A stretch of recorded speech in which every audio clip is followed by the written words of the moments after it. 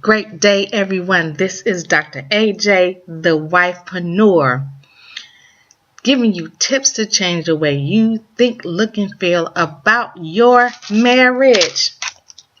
And so I want to talk to you. Let's just have a conversation. There have been several research. You can look at it in relationships magazines, family magazines. There are over 50% of marriages that end in divorce. And the reasons are, most of the reasons are, not all, but most of the reasons are communication, sex, and finances. And so I want to give you some tips to help your marriage be better. If you are struggling and you're looking to do what you should do, not looking to your spouse and say your spouse needs to change, but what you should do, and that will change the atmosphere, I have some tips for you. And so I have 4 tips for you to be the best spouse you can be. 4 tips for you to be the best spouse you can be. And so, do you know if your spouse feels that they are the most important person in your life? If you can honestly say yes, that's wonderful. You can say no, then we need to talk. Does your partner know how much you love them? If you are the type of person that have not shown or show your spouse that they're loved, special, appreciated, then we need to talk. And you have to be intentional. This has to be intentional daily. That your spouse knows that they are appreciated and they are loved. So the first thing is, tell your spouse you appreciate them.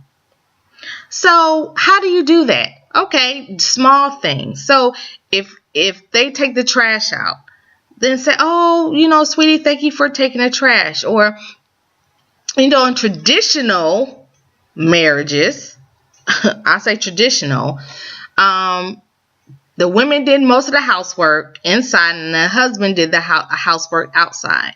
And sometimes, and now in my household, with my husband, I've been married for 5 years now, my husband, he likes to cook.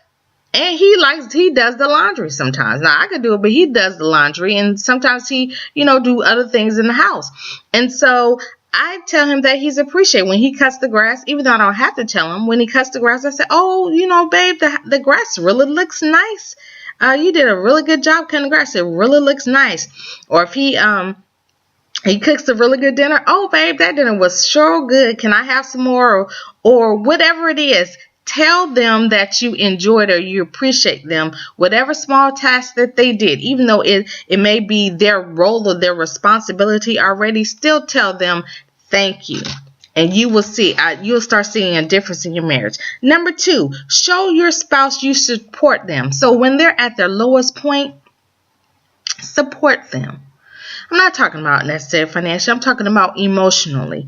Because a lot of times we will if your spouse is going through and they are argumentative towards us, then we'll shut down too.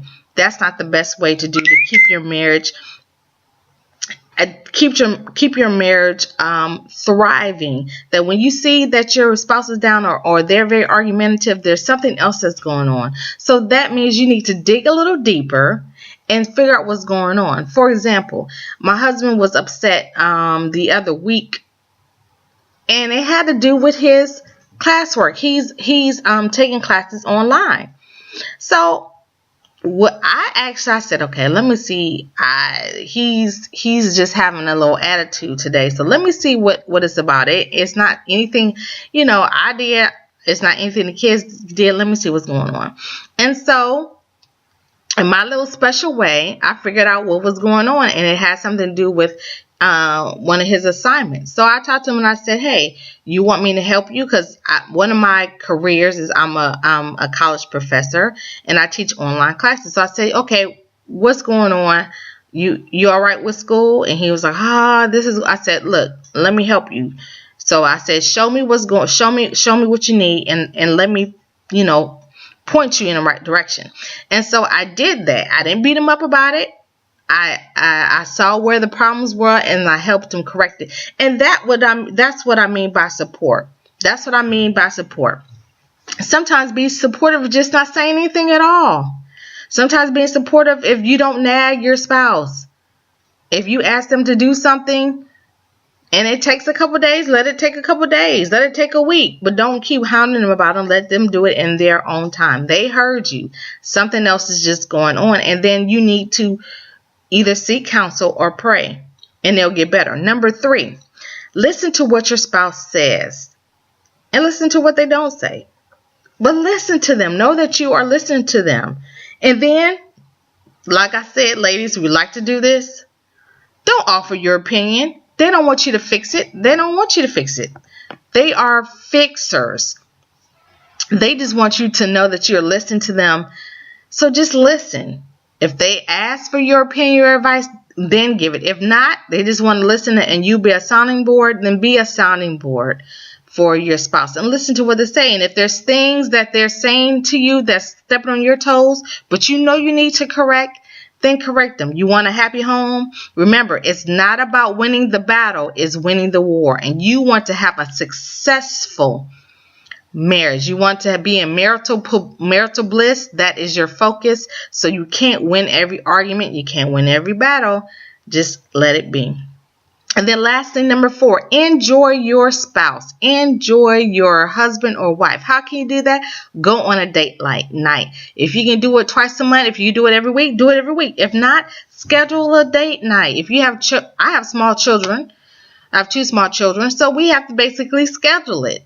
And we try to do something at least twice a month. And so because we're able to do something twice a month, it keeps our relationship keeps our relationship stronger and fun. And we do fun stuff. We may go bowling or go do some go-karts. Not necessarily, the typical go to the movies, but we try to do, fun stuff. We're talking about actually going whitewater rafting.